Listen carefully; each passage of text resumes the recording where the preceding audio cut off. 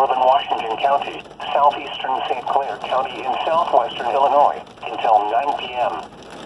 At 7:54 p.m., severe thunderstorms were located along a line extending from near Boulder to Fairview Heights, moving southeast at 25 miles per hour.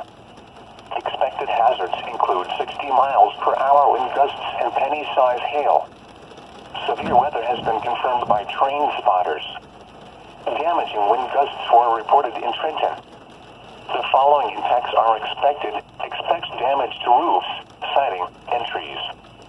Locations impacted include Belleville, Swansea, Shiloh, Muscuda, Freeburg, Millstead, New Baden, Nashville, Scott Air Force Base, Centralia, Smithton, New Athens, Oakville, Germantown, Albers, Wamak, Irvington, New Memphis, Shattuck, and St. Libory.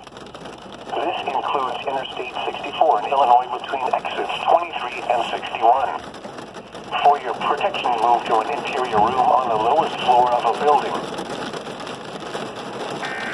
In other words, where I'm at in St. Louis, all the way to Centralia. The National Weather Service in St. Louis has issued a severe thunderstorm watch number